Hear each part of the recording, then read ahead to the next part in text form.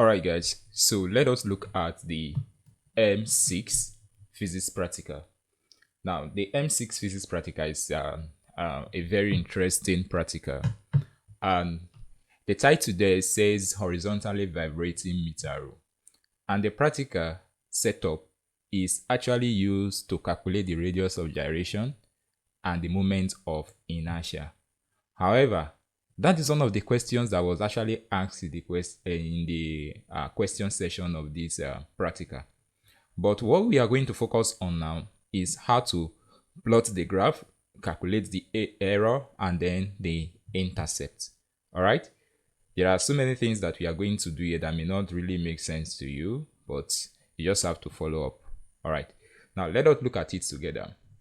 For the first thing, you have to at least complete your table. And I believe every one of you, by this time, you should have known how to complete your table. This is your length that was given to you in the practical: 80 centimeters, 70, 60, 50, 40, 30, 20. This is your time: T1, 26.80, 24.46, and this is T2, the values you have there. And then to find the mean, what do you normally do? You add T1 plus T2 and then divide it by 2. Now, some of you may want to do something like this: 26.80, then you write divided by your calculator 26.34, then or plus rather this, then divided by 2. If you do this, it will give you a wrong answer. The best thing for you to do is 26.80 plus 26.34 equal to, it will give you a value. Then that value now is now what you divide by 2, so that you not go and get a wrong value for your mean.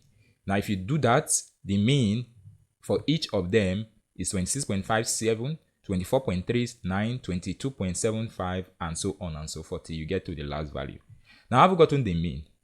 I understood that from your calculations at your table, at least for this person that sent to me, you did for 20 oscillations. However, there are possibilities that some persons may actually do their practical for 10 oscillations. So if we are going with the 20 oscillations, so you're supposed to be 20 oscillations, but in your manual, what they wrote there is 10. But what we use is 20 oscillations. Now, to get your period is usually your mean divided by the number of oscillation. Number of oscillation, or we can say number of revolution, right? So in this case, to get your period for each of them, you divide the mean by number of revolution. Is how many revolution? 20 revolution, which is 26.57 divided by 20. This will give us the 24.39 divided by 20 to give you this, and so on and so forth until you get to the last value. So this is your period T. Now, we'll now go to answering the individual question that comes with this practical quickly. Now, we are given this following. Says, given that your A, or your T rather, is equals to AL raised to the power of C, the question says, transform the equation by taking log of both sides to obtain log T is equals to C log L plus log A. So firstly, we have to take log of both sides. So this becomes log T is equals to log bracket AL raised to the power of C. Now, this gives us log T is equals to log. Now, A is what? Whenever you have multiplication, this is A times L raised to the power of C. Whenever you have multiplication in logarithm, just take the first one, log A, then put multiplication, addition in between them, and then you have log L raised to the power of C. So this will give us log T is equals to log A plus, now take this C to the back. This gives us C log L. Because indices says, if you have log A to the power of B, this is still says as B log A. Something that we learned in indices, right? I mean logarithm rather, not indices. So this is your equation. If you rearrange, this is going to give us the final answer, which is log T is C log L plus log A. Now what this means is, if you take this out here, let me, log T is C log L plus log A What this imply is if you compare this with the equation of a line, y is equals to mx plus c. It means if you plot a graph of log t on the y-axis, a graph of log L on the x-axis, your m will be equals to c. And m is usually slope. So your slope will automatically give us the value for c. And then your intercept, your y-intercept will be equals to log a. So this is the intercept. Your intercept will be equals to log a. And then your slope will be equals to c. So that's the implication of this. Now let us go to the next activity we have on this practical. Now I say prepare a table of log t and log L corresponding to the table t and L above.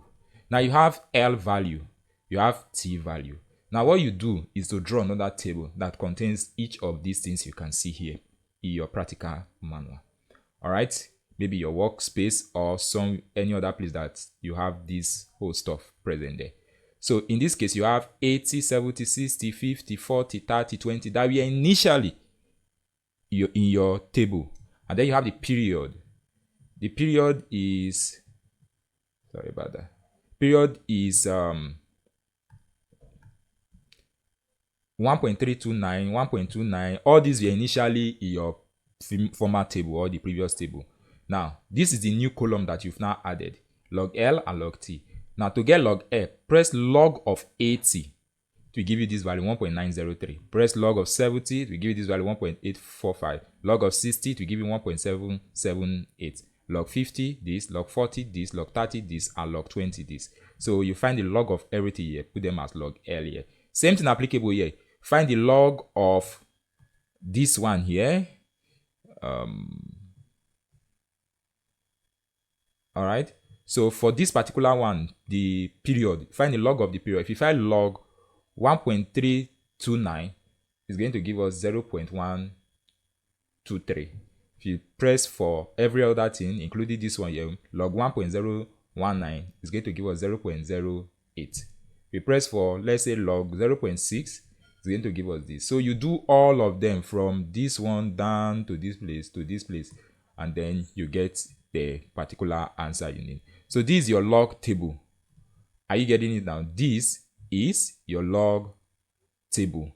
Now from this log table, that is where you are now going to plot your graph. Because to say prepare a table for log t and log L corresponding to the table t and L above, and then plot a graph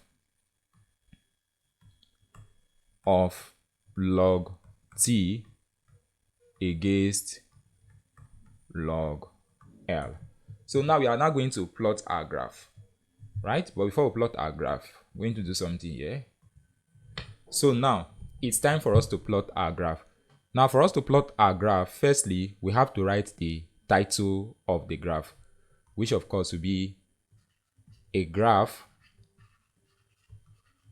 of log t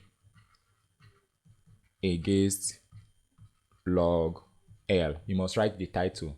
So you plot log t on the y-axis and log L on the x-axis. However, if you take a careful look at your log L value, they are 1.9, 1 point something. And if you take a careful look at your log t value, they have a negative value. So it means that your y-axis will have the negative y-axis and then the positive y-axis. Now, one thing I like to do whenever I have something like this is to come here and rule something like this. Let's see. This is going to give us,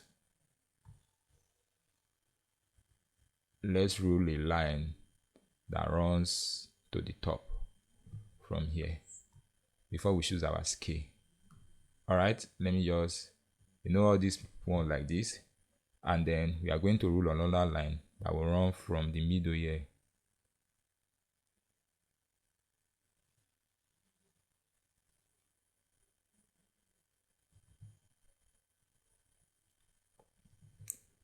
All right, now what will be our scale? Choosing the right scale in this practical is of utmost importance.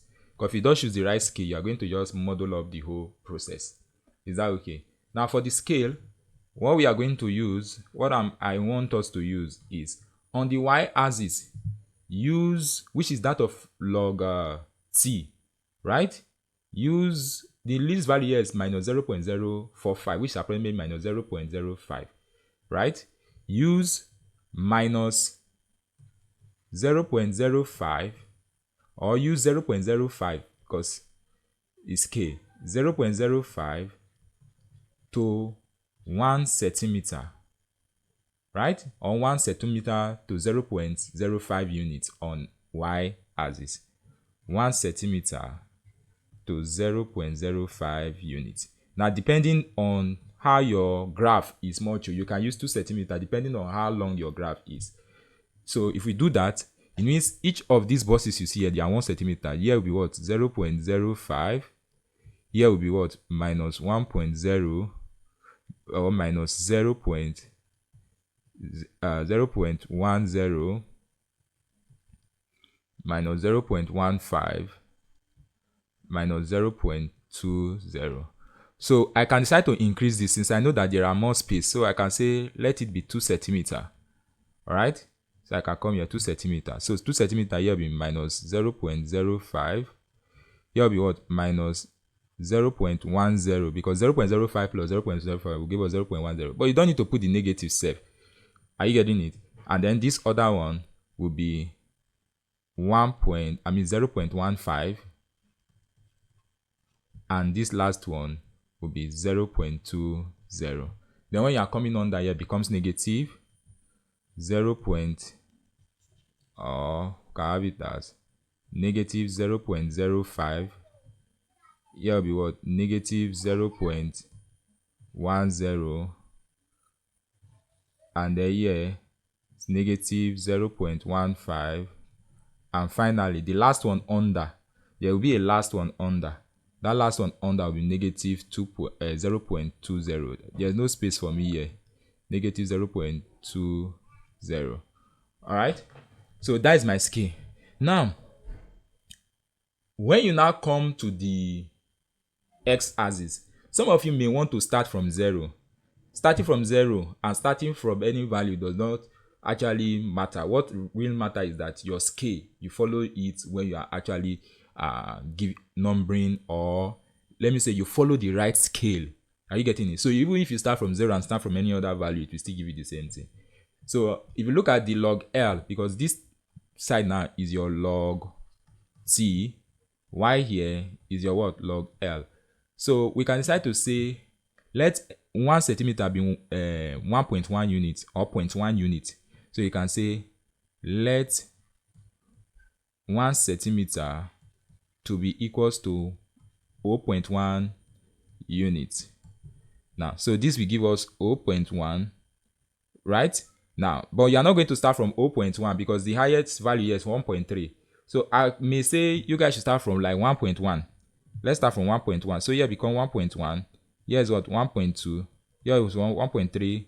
Here is 1.4, 1.5, 1.6, 1.7, 1.8, 1.9, and then you have what? 2.0.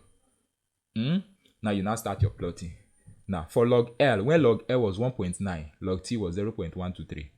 So you have 1.9, 0.123. You come here, this is 0.1. 0.123 is like 0.5, 0.125. Abina, because if this one is 0.1, the middle will be 0.125, right? Yes. The middle is 0.125. If you add 0.025 to it again, to give us 0.15. So it means here, somewhere around, this is where the actual value will be. 0.123 will be somewhere just below here like this. A little bit just below. Then the next one is 1.845, which is approximately 1.85. 0.086. 1.85 is like the middle of this 1.8 and 1.9, and then the value you have there is 0.08. 0.08 is just like below 0.1, so we can have it around here. All right, the next one is 1.77, which is like 1.78. Value 0.056. So our 1.7, 0.7 should be very close to 1.8. The value there is 0.56.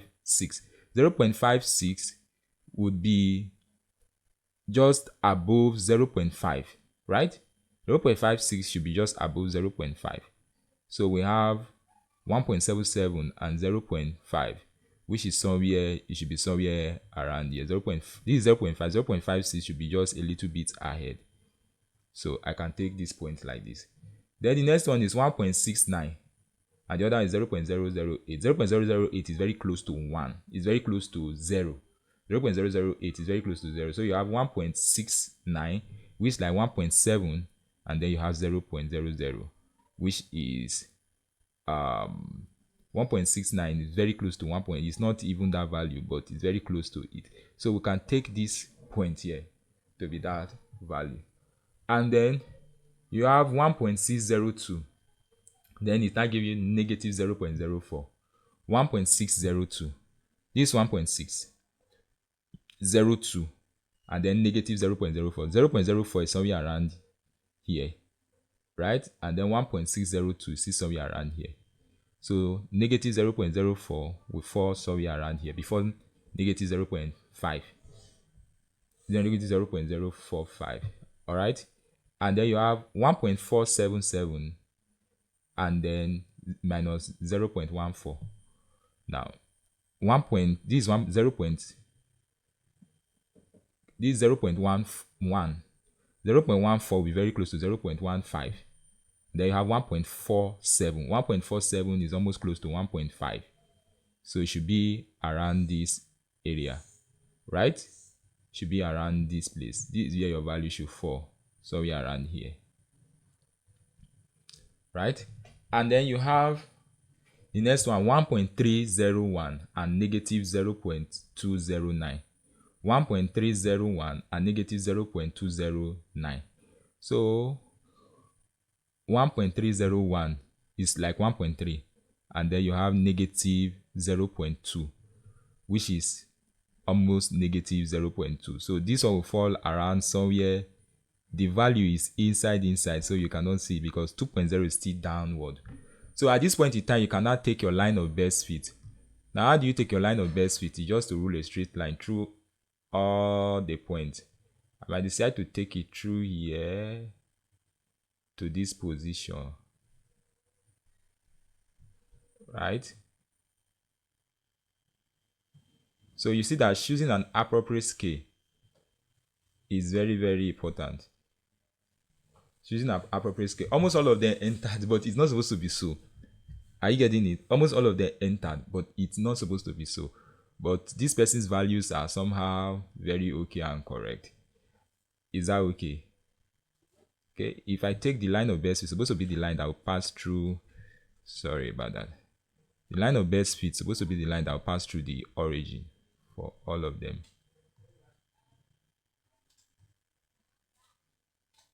So can we take this one as our line of best fit? I think this one is better.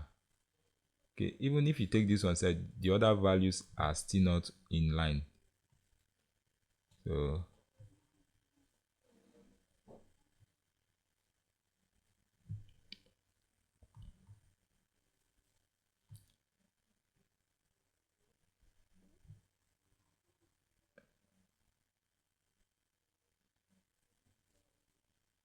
I think this one is better as your line of best fit, so that we'll have values that will fall out of the line and those that will fall perfectly inside the line.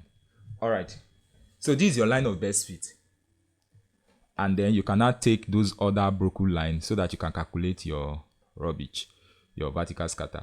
Now, having done this, the next step now is to calculate for your slope. Now, I would love to calculate the slope here, but don't calculate it here inside your manual. So your slope, I would love to do it here so that we just look at it here and get it. But don't do it like this inside your manual, right? So what do you think the slope will be? The slope will be change in the y-axis all over change in x-axis, which is equals to change in log t all over change in log L, right? Now, to get our slope, we have to draw a line that will actually cross through any of the points very well. So if we take this point and take it down, we can decide to draw the slope from this point, and then can take this point. It may not necessarily be 2 points inside the graph. It can be this one like this, the way I took it like this. All right, so let's find the slope using this value, this one now. If you trace this side, this one here this way, it's more like 0.025. No, the highest value, this value here, it was 0.0123. That's the highest value. And then just like that, this other one can still trace it up more like this. All right, exactly. Okay, let me not confuse you with that. You can always look at this up from your graph. So the highest value here is 0.123. So you can come here and say 0.123 minus the lower value we took here was what? Minus 0.15. So because it's negative, you can, okay, let me take this one this way. This graph is very long. We can decide to say negative initially is negative. So this value will now still give you another negative 0.15 divided by, now changing log L. What's the highest value we took here? It's 1.9. So we have 1.9 minus this other value we took here, the lowest, is around 1.4 something. Let's say 1.4, 1.41, right? Because if you trace it up, this is the value here. Since the distance is in the middle, the best way to do it is to trace it up like this. It does not fall exactly on 1.4. It's more like 1.425. No, not even 1.42. Yes, 1.425. So this, you can take it to be 1.425. Now, if you substitute, this is going to give us 0.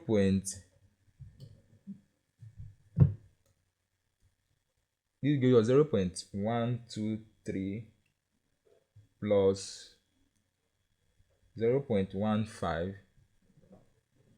This will give us 0.273 divided by 1.9 minus 1.45 or minus 1.425. We're going to give us 1.9 minus 1.425. We're going to give us 0.47. 0.475. So that at the end of the day, it becomes 0.273 divided by 0.475, which will give us 0.57. 0.575. So this is your slope. Now, what is the unit for the slope? What units are we going to use for the slope? So you can say slope is, the y-axis is time, which is period, seconds. So we can say 0.575 seconds per. The other log L is in centimeter, Abby, which is seconds per what? Centimeter. So this is your slope. Is that okay? Now, have we gotten the slope? The next thing is, from this graph, let us get our vertical scatter so that we can calculate the error in the slope. Now, can you actually get your intercept from this graph? You may not be able to get your intercept. Do you know why? Because the graph still goes down. Your y-intercept is where this line here meets with this line. But because we don't have space, there was no way we could actually draw it. But on another hand, let me see if I can move this thing a little bit up and see if we continue, if I may be able to draw it. But for your this thing now, you may not be able, your manual, because your manual no longer reach like this. So let's take it down, and then still the same way, still take this one down.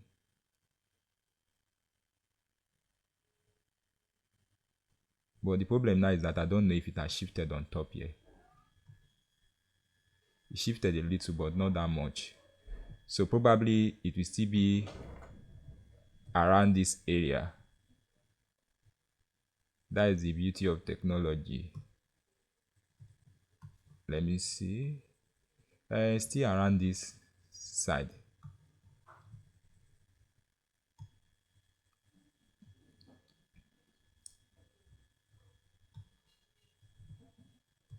Sorry about that. All right. So let's take, if we start still numbering this one down, that will give us your y-intercept. So this one will be minus what? 0.25. Here will be minus 0.30. Here will be minus 0.35. Here will be minus 0.40. Right? Here will be minus 0.45. Which is the approximate value here. If you take 0.4 something, right, as your y-intercept. Is that okay? But your graph not show you this though. So how do we get this value?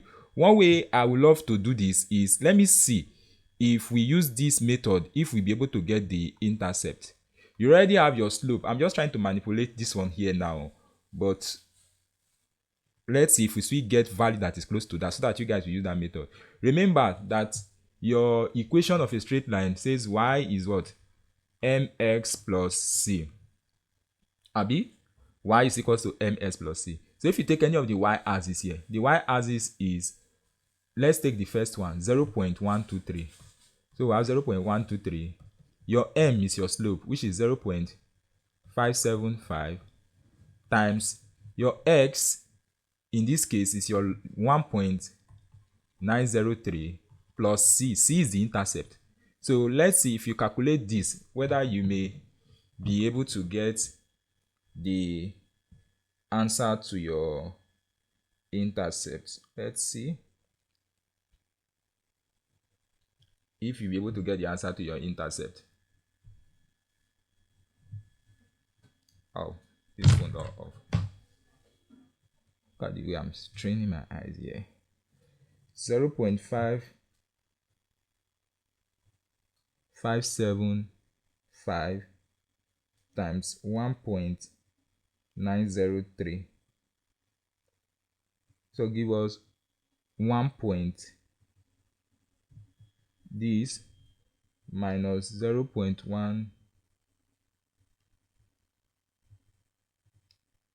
0.97. Minus 0.97. That did not give us the this, but you saw when I drew my graph, you saw what the slope gave to me, the intercept gave to me. But yours, you may not be able to. So your intercept will fall within this range of value, the range that I just stated now, right?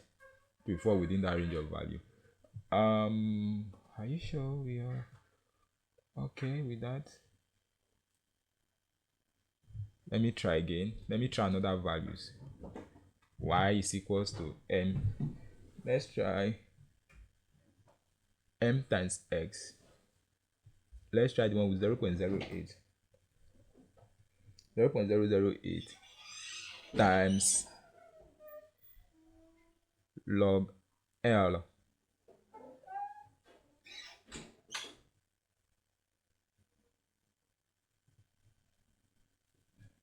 Log L in this case is 1.699 times 0.575 minus 0.008.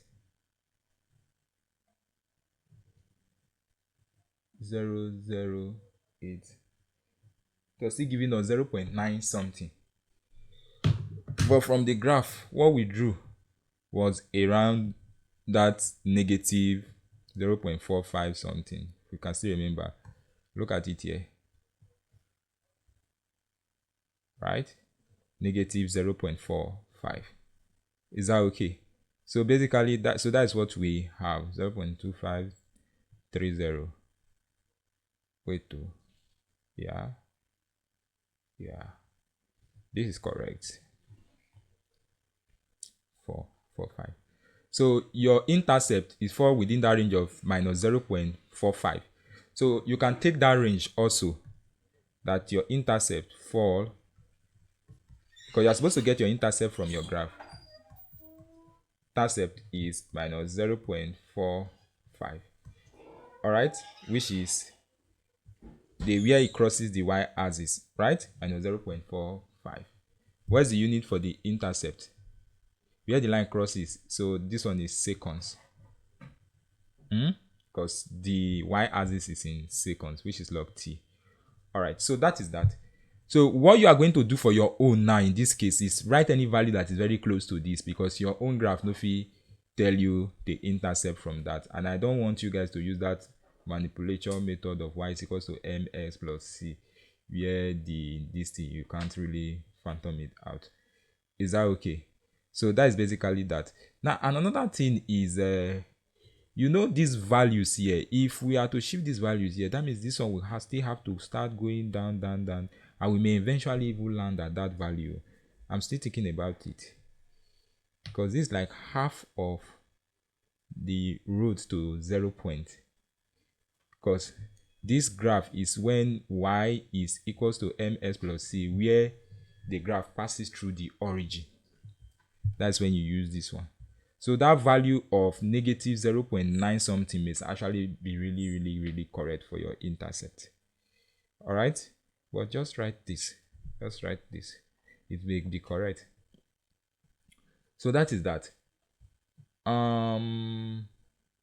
Yeah. So you've got to your intercept and then your slope. But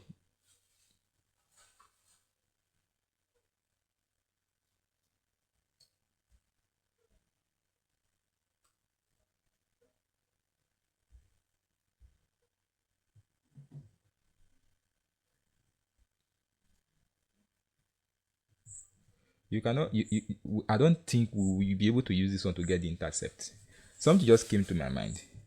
If we are taking that, because before you can calculate down with the intercepts, the what I just did now, before you can do that, is that the intercept is where it touches the 0 mark, but that point is where it touches 1.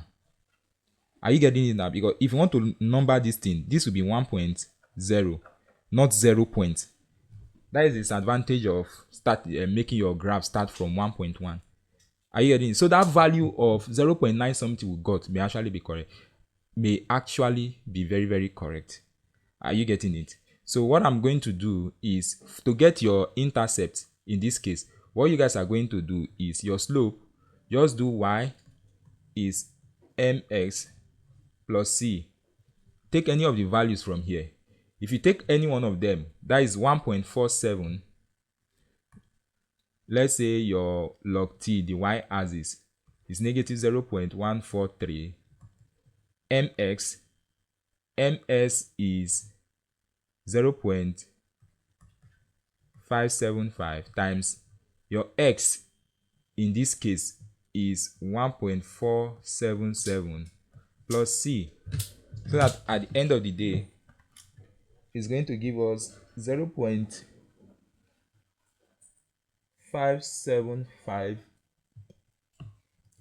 times 1.477, 0.84, right? Now if this one is crossing to this other side, become minus 0.143 minus 0.849, which is like positive in my own case here, 0.143, which gave me 0.9. So all of them are giving me my intercept as around 0.9. So please take the intercept at 0.9, not this. I will explain to you guys so that you understand what I just did here.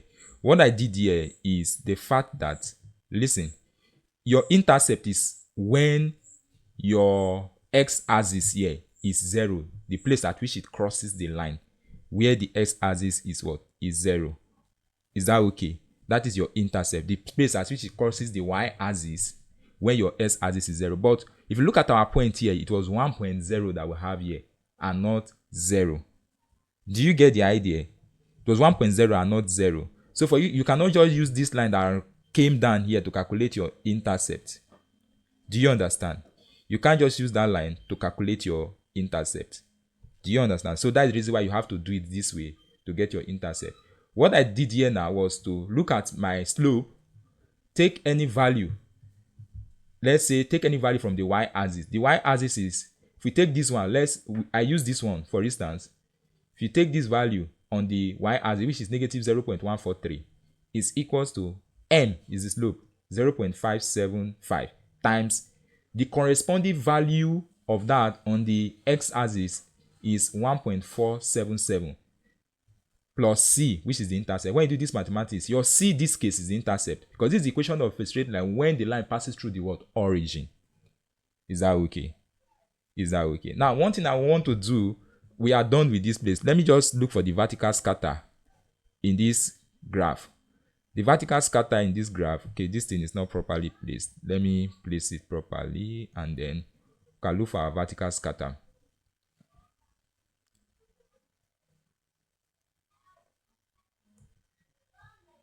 Sorry.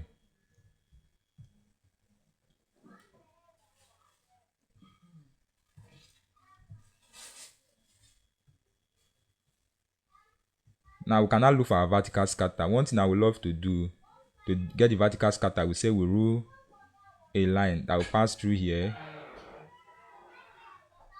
All right. And another line that will run through this place like this. And then we use our ruler to measure. But in this case, I'll just say the vertical scatter is like 0.8. Let me give an average value of 0.8 since I don't have a ruler to measure it. I can actually rule it and see, because this thing will tell me the measurement. Okay, this is 1.2 centimeter as my vertical scatter. Are you getting it now? You place a meter rule like this. The way I just rule this place, 1.2 centimeters as my vertical scatter. So I've taken the vertical scatter, W is equals to 1.2 centimeter. Can I calculate the error in the slope? Now, another thing that I want us to do is, let me just try this nonsense if it will work. But forget about it. Do this one I just did so that I will not confuse you. So our intercept is 0.9. You use the values in the graph to calculate for the intercept. Now, let us calculate the error in the slope and the error in the intercept. But before that, let's come back to our table and then write in our values. So the slope of the graph, what did we calculate as the slope?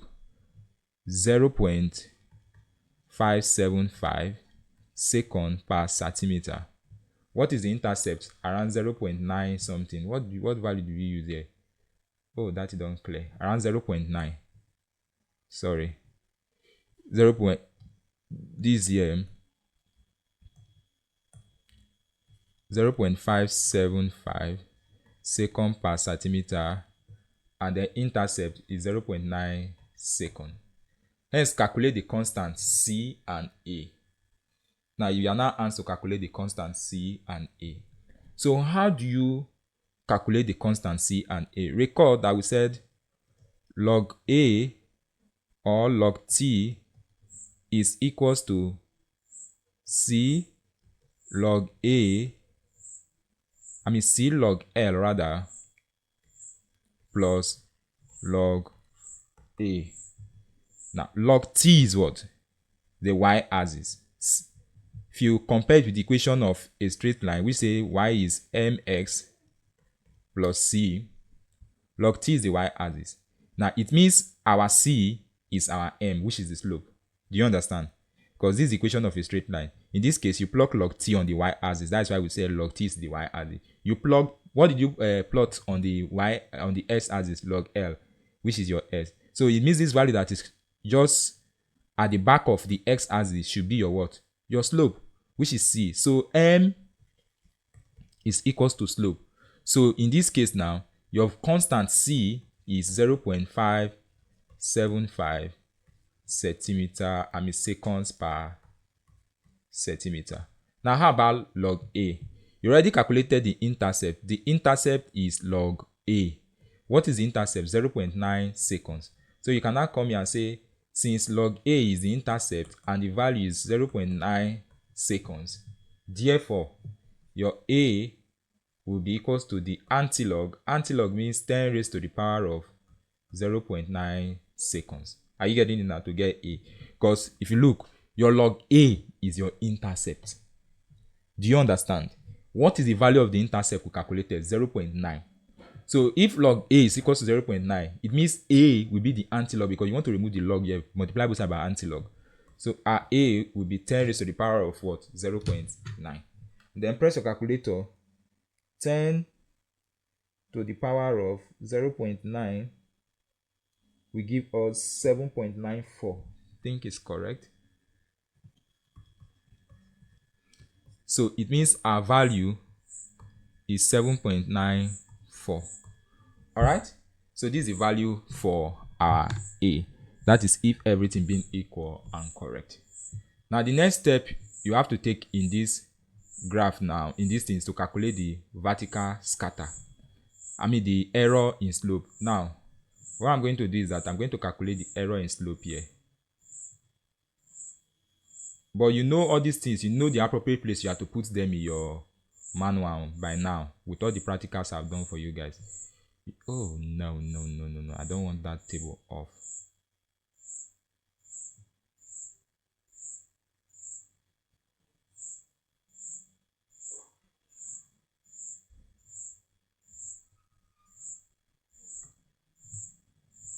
All right, so how do we calculate for the error in slope?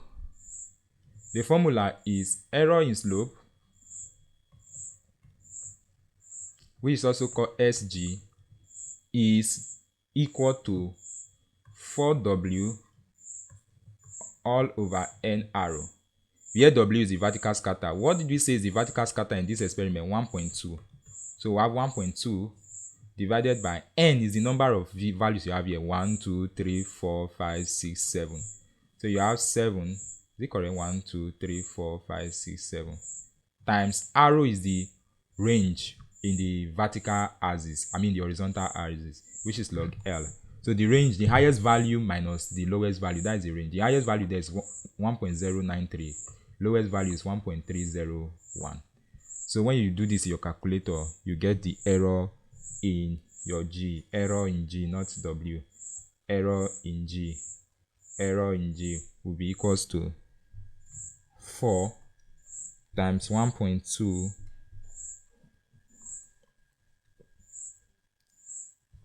this will give us 4.8 divided by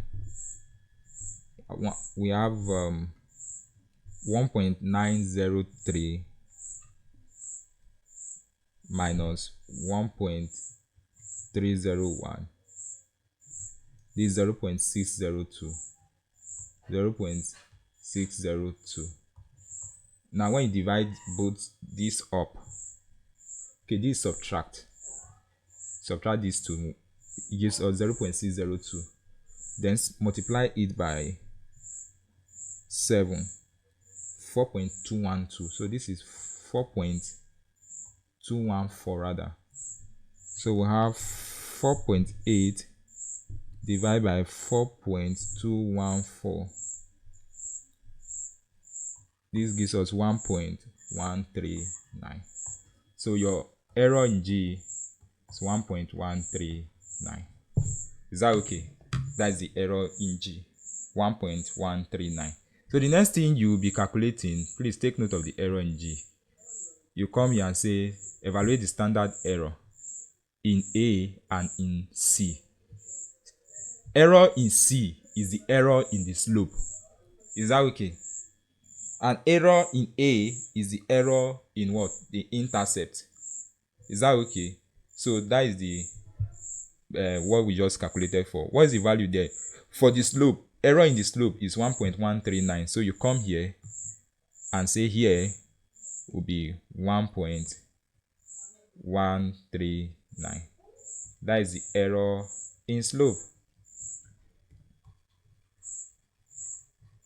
Now, how about error in A? Error in A is the error in the intercept. And it has a formula for it. Alright?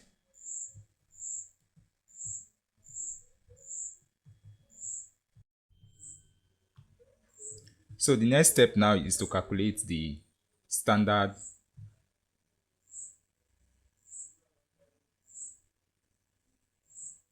the standard error in G, in the intercept. Now, how do we calculate that?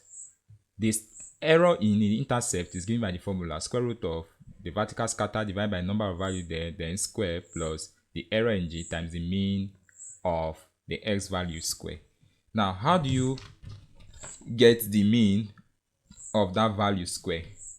Now, what you do is to come to your calculator, your x-axis, which is the x-axis, this value here, and then add everything together, divide by the total number, which is 1.093 plus 1.845 plus 1.778 plus 1.699 plus 1.602 plus 1.477 plus 1.301.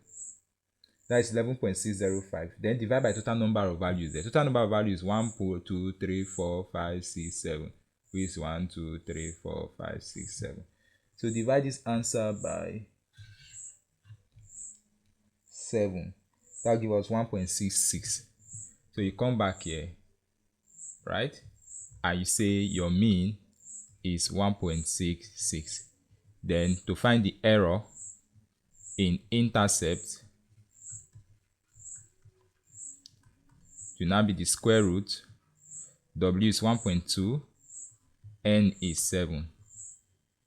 And then you square this plus the error in slope 1.139 times the mean 1.66, and then you square them. Now you have 1.2 divided by 7, 0.17 something, then square the answer 0.029. So this is square root of 0.029 plus 1.139 times 1.66 square, 3.574. 3.574. Add it to, so this answer now plus 0.029 give us 3.6, square root of 3.6. Think square root of 3.6. So you come here and say square root of answer 1.89. It's approximately 1.9. So the error in the intercept is equals to 1.9. Alright, that's the error in the intercept, plus minus 1.9. The square root is telling you that it should be what? Plus minus 1.9. Alright, so that is the error in the intercept. You are now going to come here and say the error in the intercept is 1.9. Come back to this place. Okay, is 1.9. So let's go back to, so because I put eraser here, okay, so the error in A, which is the intercept, is 1.9 plus minus. You already know the error in the slope, which we've already calculated. What was the error in the slope? Error in the slope is 1.13. So this one will always clean. Let's continue. I've already written it before. So 1.9, 1.9, and 1.13. So the next part of the question now is what we want to answer. What aspect of this practical is the constant A likely depend upon? Now the constant A is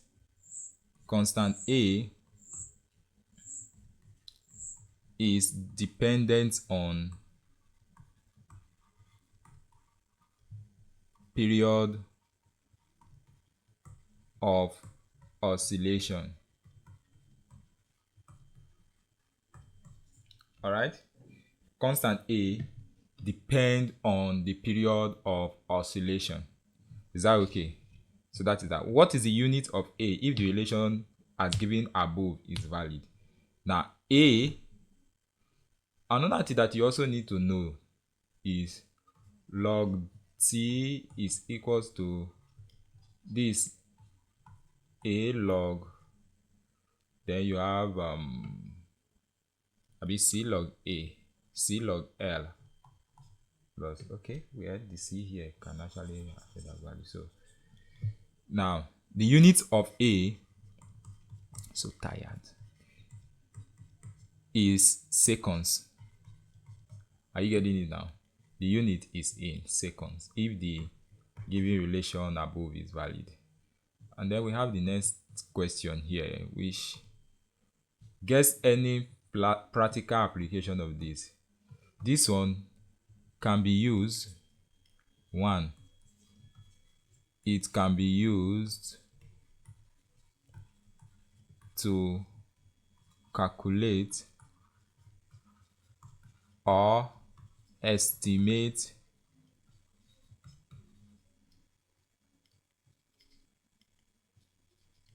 the radius of gyration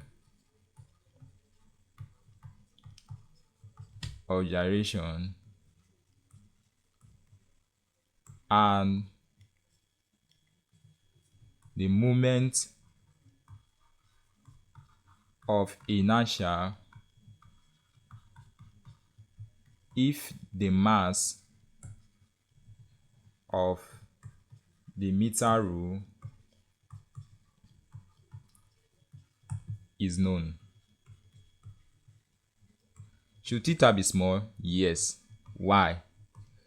Just write theta should be small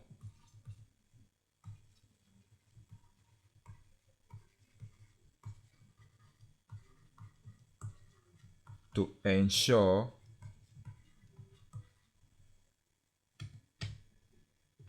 that the oscillation follows the right path, and to avoid irregular oscillations. I think that is everything for this practical. What other thing again? All right, that is all. Thank you very much for your time. Bye. We'll see you in the next one.